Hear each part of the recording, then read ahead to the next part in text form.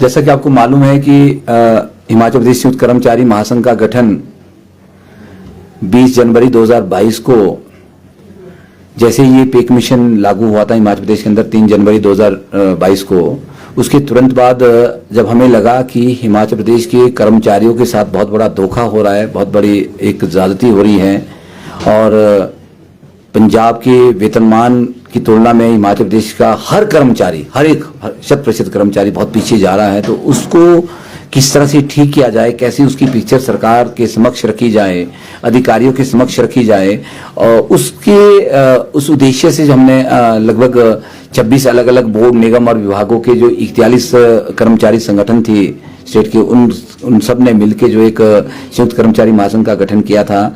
आज वो पूरी टीम आपके समक्ष है। तो हमें लगा कि एक बार फिर से हम जो है श्रीमान आर डी धीमान जी जो हमारे नए चीफ सेक्रेटरी बने, उनके माध्यम से इस बात को रखे और आज उनसे मिले हैं और उन्होंने एक बड़ा अच्छा आश्वासन भी दिया है कि मैंने अभी कार्यभार संभाला है, मैं चीज़ों को समझ रहा हूं और उसके ऊपर हम काम कर रहे हैं। उन्होंने यहाँ तक कहा कि मुख्यमंत्री के ध्यान में भी बातें हैं, हम इन सब चीज़ों के ऊपर काम कर रहे हैं। और बातें क्या है, वो बातें हमने डिटेल में उनसे विस्तार में चर्चा की और हमने उनको स्पष्ट शब्दों में कहा है कि हिमाचल प्रदेश के अंदर कर्मचारी त्रस्त है, दुखी है और ऐसा नहीं है कि किसी एक विभाग के कर्मचारी ऐसे है, किसी बोर्ड या निगम के कर्मचारियों के साथ जाती हो रही है। हिमाचल प्रदेश का हर कर्मचारी आज जो अपने आप को ठगा सा महसूस कर रहा है। तो बड़ी खुले माहौल में हमारी बात हुई। हमने उनसे ये बात कही कि जो छठा वेतन आयोग हिमाचल प्रदेश के अंदर लागू हुआ है वो किस तरह से वो भिन्न है सेंटर और पंजाब की पे कमीशन से।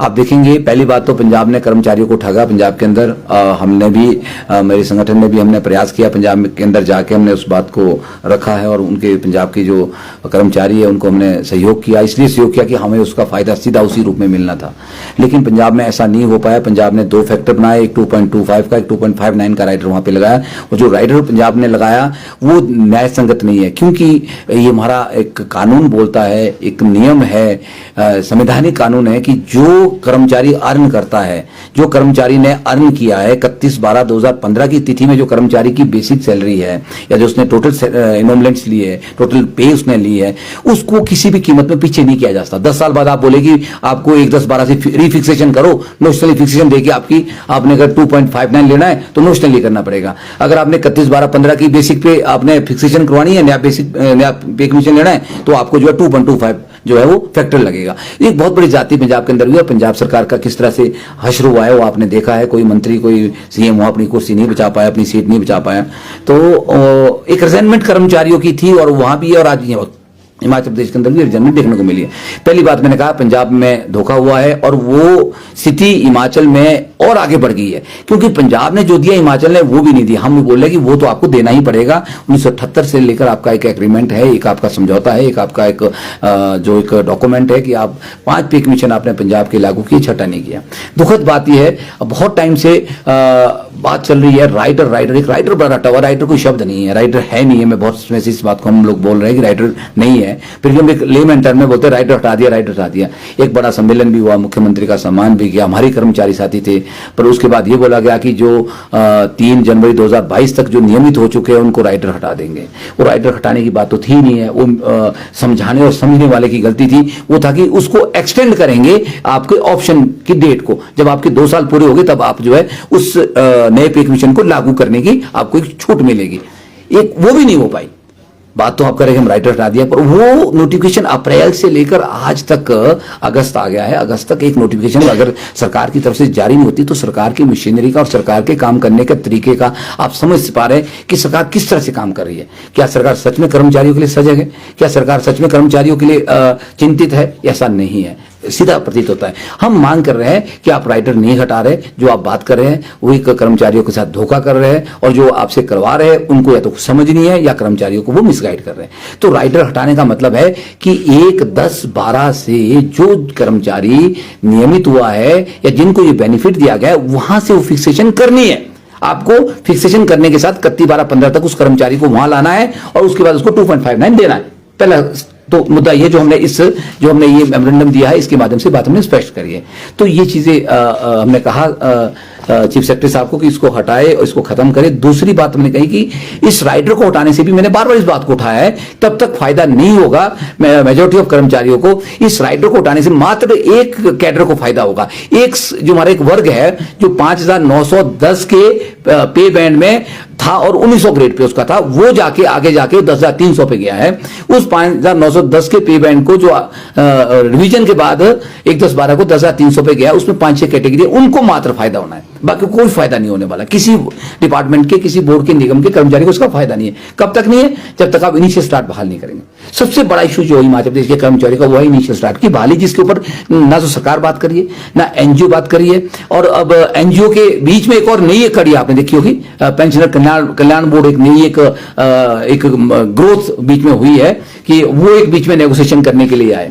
पर मैं इसको एक संवैधानिक बॉडी नहीं मानता हूं, मैं नहीं मानता हूं, हमारा संगठन ही उसको एक संवैधानिक बॉडी नहीं मानता है, क्योंकि सरकारी जो मशीनरी होती है वो संवैधानिक बॉडी होती है, जिसके माध्यम से हम आज मिले हैं। तो मुझे नहीं लगता कि जो पेंशनर कल्याण बोर्ड के उपाध्यक्ष है वो क्या बात करेंगे, कैसे वो उसमें वो नेगोशिएशन करेंगे, कैसे उसमें वो कोई सहमति बनाएंगे, क्या उनके पास संवैधानिक अधिकार है, मुझे नहीं लगता कि इसमें कुछ सच्चाई है, कुछ होने वाला है। तो मैं ये बात कह रहा था कि इनिशियल स्टार्ट को खत्म करने की आवश्यकता है। उससे बड़ी बात हमने आज डिस्कस की है, मैंने आज भी कहा, फिर एग्जांपल दिया, एक एडॉक अपॉइंटमेंट हुई थी, एडॉक बेसिस पे लगे थे जीबीटीज वर्क में कुछ लोग लगे और डिफरेंट तरह के कैटेगरी के लोग हैं। वो लोग कुछ जाके आगे सीएसटी बन गए, एचटी बन गए, कुछ प्रमोशन हो गए, चैनल उन्हें बदल के टीजीटी में आ गए। तो आज स्थिति ये है, मैंने उनको भी ये बात कही कि जो जीबीटी आज वहां है वो जीबीटी ज्यादा तनख्वाह ले रहा है, जो टीजीटी बन गया उनके साथ का बंदा लगा हुआ वो कम तनख्वाह ले रहा है, जो सीएसटी बन गया वो कम ले रहा है, और जो एचडी बन गया वो उससे ज्यादा ले रहा है सीएसटी से। तो इस तरह की अनियमितताएं तो हिंदुस्तान में पहली बार अगर देखने को मिलेगी तो हिमाचल प्रदेश के अंदर देखने को मिलेगी। मैं स्पष्ट करूं, अगर पूरे प्रदेश में मिलेगी, पूरी ऑल ओवर इंडिया की बात करूं तो ये वजह क्या है? वजह यह है कि आपने जो 4-9-14 का जो एक 2009 का रूल बनाया था, एश्योर प्रोग्रेस कैरियर स्कीम जो आई थी, एसीपीएस जो है, उसको 7-7-14 की डेट में और 9-9-14 की डेट से उसको ध्वस्त कर दिया। वो कैडर बेस स्कीम थी, पंजाब ने कैडर बेस स्कीम दी, उन्होंने जो है आगे जाके वो अभी तक 2011 तक 1-10-11 तक जब तक उन्होंने लागू किया स्केल को छठे वेतन, तब तक उन्होंने उसको कैलकुलेशन में लाया और हिमाचल उसको बंद कर दिया गया। तो वो एक एनिमिलिया, कहीं उन्हें 4-4-5 स्टेप अप ले लिए और बहुत से कर्मचारी क्या करे, 2 में खत्म हो गए। 2 में क्या है, रिवीजन को काउंटिंग में कर दिया, जो आपकी प्रमोशन हुई है प्रमोशन भी उसमें डाल दिया एसीबीएस में। तो ये चीजें खत्म करनी पड़ेगी, तभी ये एनोमली जो सीनियर जूनियर की पीए में आ रही है, बहुत बड़ी एनोमली आगे जाके बहुत बड़ा भयंकर रूप लेने वाली है। इसे एक ह्यूमिलेशन आ रही है। देखिए ना, एक जेबीटी तनख्वाह ज्यादा ले रहा है। एक स्कूल की बात करूं, उनके एक टीचर ने कहा, कहते मेरे पास जो जेबीटी है और मेरे पास जो एचटी है और मैं सीएचटी हूं, मेरे स्कूल की बात कर रहा हूं, कहते मैं, और जेबीटी जो है सबसे ज्यादा तनख्वाह ले रहा है, मेरे से ज्यादा ले रहा है, और उस एचटी से भी ज्यादा ले रहा है, और जो एचटी है वो मेरे से ज्यादा तनख्वाह ले रहा है और मैं सबसे कम तनख्वाह ले रहा हूं। इस तरह की एनोमली आप देख सकते हैं, कितनी इन्फ्लेशन उस सीएचटी की हो रही होगी स्कूल के अंदर। एक साथ अपॉइंटमेंट है, जेबीटी लगे थे लोग। तो मैंने एग्जाम्पल कोट किए थे और आज हमने फिर से समय मांगा है चीफ सेक्रेटरी से कि हम सरकार से थक गए बात करते करते। ये संयुक्त कर्मचारी महासंघ कोई छोटा संगठन नहीं है, ये अपने आप में एक सभी कर्मचारियों का एक जो है एक जिसको बोलेंगे एक मिश्रण है। इसमें आप देख रहे हैं कि छठे हुए लीडर्स इसके अंदर है, जिनका लंबा इतिहास रहा है कर्मचारी राजनीति का। तो आप कम से कम आप फाइनेंस सेक्रेटरी को, हमने कहा इस फाइनेंस को आप ऑर्डर करें कि आप एक संयुक्त कर्मचारी महासंघ के साथ बैठक करें, जो एनोमली है हम कम से कम समझाने का कोशिश करें। जैसे दिक्कत कहां है, मुख्यमंत्री ने अप्रैल में घोषणा की कि जो 3 जनवरी 2022 तक जो नियमित हुए उनको क्या करेंगे, हम जो है उनको बोला कि राइडर हटा देंगे। राइडर हटाएंगे नहीं, वो बोलना ये था कि उनको जो है उनको ऑप्शन करने के लिए टाइम दे देंगे आगे जब उनके 2 साल पूरे हो गए। लेकिन हम ये पूछना, दूसरे तो मैंने पूछा था आपके माध्यम से कि जो आदमी 5 जनवरी को रेगुलर हुआ है और मेजॉरिटी ऑफ एम्प्लॉय जो है 5 जनवरी, 10 जनवरी, 20 जनवरी या फरवरी 2022 में नियमित हुए, उनका क्या कसूर है? ये बात रही है कि 4 दिन बाद वो रेगुलर हुए, ये कसूर है उनका, इसलिए उनको बेनिफिट नहीं मिलेगा। तो उस चक्कर में क्योंकि हुआ यूं कि जो बताने वाले थे, जो मैनिपुलेट करने वाले थे, उन्होंने ये समझ नहीं रखी कि जो 3 जनवरी के बाद नियमित है कर्मचारी लगे हुए, वो कॉन्ट्रैक्ट में लगे थे, पर लेकिन जो 3 के बाद नियमित हुए, 5 को हुए, 10 को हुए, या हो सकता है वो 2023 में नियमित होने वाले या दिसंबर 2022 में नियमित हो गए, तो उनका क्या कसूर है? वो छूट गए। और उसी चक्कर में आज ये फाइनेंस वालों को समझ नहीं आ रहा कि हम इसका करें तो करें क्या करें। 4 महीने हो गए, एक सीएम के इतनी बड़ी अनाउंसमेंट की नोटिफिकेशन नहीं कर पा रही, तो सरकार किस दिशा में जा रही है, ये एक चिंता का विषय है। तो हमने इसीलिए मांगा, हमें समय दीजिए। हमने माननीय मुख्यमंत्री से भी समय मांगा था, इस संगठन को आप समय दें। हम तथ्य के साथ, हमारे पास बिल्कुल एक एक कैडर के एक एक विभाग के आंकड़े हैं, मैंने बहुत वर्क किया इसके ऊपर। हम बता सकते हैं कि कौन सा विभाग या हमारे एचआरटीसी के लोग कितने पीछे जा रहे हैं। एचआरटीसी के कंडक्टर्स को कितना लॉस हो रहा है, ड्राइवर्स को कितना हो रहा है, इलेक्ट्रिसिटी बोर्ड में क्या स्थिति है, आपके जो जिला परिषद के लोग हैं, आप देख रहे होगे अभी पंचायती राज के लोग, उनको जिला परिषद में डाल दिया गया तो एम्प्लॉइज नहीं है, उन्होंने बाजार में धरना किया और फिर मैनिपुलेशन के तहत उनको उठा दिया कि हम कर रहे हैं। कब कर रहे? कोड ऑफ कंडक्ट लगने के बाद होगी सारी चीजें क्या? तो ये निश्चित समय हम आज चाह रहे थे कि कब तक होगी ये चीजें, होगी भी कि नहीं होगी, कि कर्मचारी को और रुख अपनाना पड़ेगा। तो आज बड़ा अच्छा एक उन्होंने कहा है कि नहीं हम सब कुछ कर रहे हैं। हमने एरियर की मांग की कि भाई कर्मचारी एक मुश्त एरियर चाह रहा है, कब तक वो एरियर मिलेगा? बहुत से कर्मचारी रिकवरी की स्थिति में भी है, आपको बता दूं मैंने बहुत बारी बात बोली है, सरकार बड़ी साइलेंट है, सरकार बड़ी मौन है, ना देना है ना लेने की बात करी ना देने की कर रही है। सरकार को पता है कि देना ज्यादा है, लेना भी हमने है, कर्मचारी की रिकवरी भी होनी है, आज नहीं तो कल होगी। मैं आपको ये बात आज कह रहा हूं, बड़ी फैक्ट के साथ कह रहा हूं, बहुत बार बोली है मैंने बातें। कर्मचारी सरकार उस रिकवरी के बारे में भी साइलेंट है। आज जो कर्मचारियों का बहुत लोगों का जो है एरियर 4 लाख 5 लाख 6 लाख बन रहा है, उसको देने के लिए भी साइलेंट हो गई है। हम सरकार से ये पूछना चाहते हैं आज प्रेस कॉन्फ्रेंस के माध्यम से, माननीय मुख्यमंत्री जी आप एरियर कब तक देंगे, उसका भुगतान कब होगा? और हम ये मांग भी करते हैं कि 15 अगस्त तक जो है सरकार एक मुश्त एरियर कर्मचारियों को दे जितना उनका बनता है, क्योंकि 2016 का है ये, आज का नहीं है, 16 से ड्यू है कर्मचारियों का, आपको देना पड़ेगा। अभी डीए का जो आपने हमारा कर्मचारी को डीए था 2021 का, वो आपने 22 में दिया, लेकिन उसका एरियर भी सरकार नहीं दे रही, उसके बारे में सरकार साइलेंट होगी, तो वो भी आपको देना पड़ेगा। और उसके साथ साथ कुछ अलाउंसेस की मांग जो कर्मचारी बड़े लंबे समय से कर रहे हैं, पंजाब ने पे कमीशन रिवाइज किया, साथ ही अलाउंसेस भी दे दिए।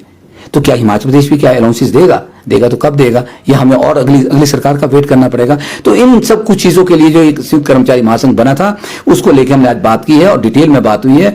और जिस तरह से चीफ सेक्रेटरी ने कहा है कि हम इसके ऊपर काम करें, मुझे थोड़ा समय दे, तो हमने ये निर्णय लिया। बाकी हमारे साथी अभी बैठे हैं, ये भी बात करेंगे, आपके समक्ष अपनी बात रखेंगे। हमने ये तय किया कि हम 3 हफ्ते का समय सरकार को दे रहे हैं, एटलीस्ट। जिस तरह से आज बहुत अच्छे माहौल में जो चीफ सेक्रेटरी जी है उन्होंने कहा कि हम इस सब चीजों पे एक्सरसाइज कर रहे हैं, समय तो लगेगा, थोड़ा समय दो, समय बहुत लंबा हो चुका है। देखिए 3 जनवरी 2022 का पे कमीशन आया है, उसकी एनोमली अभी तक ठीक नहीं हुई। सरकार ने बार बार कहा कि हम चीफ सेक्रेटरी की अध्यक्षता में कमेटी बनाएंगे, वो ठीक हो जाएगी, हम सेक्रेटरी फाइनेंस की अध्यक्षता में कमेटी बनाएंगे, वो सब ठीक हो जाएंगे, मुद्दे हुआ कुछ नहीं है। अगर सेक्रेटरी फाइनेंस की अध्यक्षता में कमेटी बनी थी काय के लिए? पे कमीशन की एनोमली को ठीक करने के लिए और कर्मचारियों के जो वित्तीय मामले उसको ठीक करने के लिए। तो मैं ये आज पूछना चाहता हूं प्रेस के माध्यम से कि वो कमेटी की रिपोर्ट कहां है, उसको सार्वजनिक किया जाए। तो क्या उसमें कोई काम हुआ? वो रिपोर्ट किस तरफ है, उसका क्या इशारा है? क्या उस रिपोर्ट में कोई एनोमली आई, उसको नजर आई कि नहीं आई? आई तो वो कितनी ठीक की गई? कोई ठीक नहीं की गई। मैं दावे के साथ कह रहा हूं, एक भी कर्मचारी की कोई एनोमली ठीक नहीं। और आज सैकड़ों एनोमली खड़ी हो गई है, तो उसको ठीक कब किया जाएगा? तो हमारे पास बहुत समय इस सरकार के पास भी नहीं है, क्योंकि कोड ऑफ कंडक्ट लगने वाला है। तो हम चाहते हैं कि समय रहते इन सब बातों के ऊपर सरकार गौर करे। कर्मचारियों की नाराजगी बहुत ज्यादा है, जैसे आपने कहा कि पेंशनर की बात है, वो अभी आप बात कर रहे थे कि ओल्ड पेंशन को लेकर भी कर्मचारी त्रस्त है। ओपीएस के साथ साथ और मुद्दे जो है वो बड़े ही उजागर मुद्दे हैं। ओपीएस बहुत बड़ी लड़ाई हमारी आज की है, पर लेकिन जो मैं मुद्दों की बात आप कह रहा हूं, वो मुद्दे भी इक्वली इंपॉर्टेंट है, उसको हम नहीं छोड़ सकते, क्योंकि वहीं से पेंशन डिसाइड होनी है, इन्हीं बातों से होनी है। और साथ ही साथ जो कर्मचारियों की आउटसोर्स की बात है, कंप्यूटर टीचर्स की बात है, पीटीए की बात है, बार बार आश्वासन मिल रहे हैं, उन सब चीजों पे भी हमारा, हालांकि हमारा जो इस स्ट्रक्चर जो बना था इनिशियली, हमारा ये था कि हम पे कमीशन को एडजस्ट करेंगे, लेकिन ये मुद्दे भी है तो हम इन मुद्दों पर भी बात करते हैं कि सरकार ने आश्वासन दिया आउटसोर्स को, तो उनको आउटसोर्स के लिए नियमित पॉलिसी बनाए, उनको नियमित का रास्ता दिखाए, कंप्यूटर टीचर्स को नियमित करे, आउटसोर्स है, वोकेशनल है, एसएमसी टीचर्स को भी बात कही है। यहाँ तक उनको तो अभी तक कैजुअल लीव और मेडिकल लीव भी नहीं मिलती है।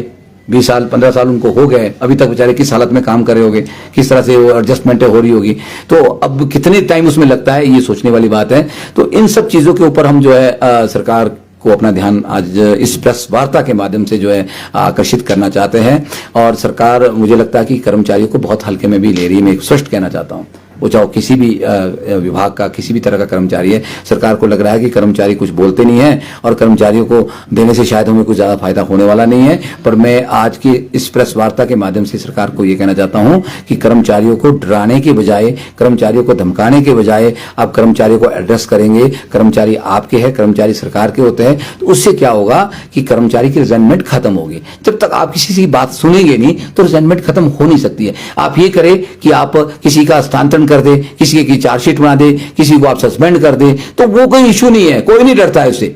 सब जानते हैं, नियम कानून सबको पता है, कायदे कानून सब जानते हैं, सब पढ़े लिखे लोग हैं।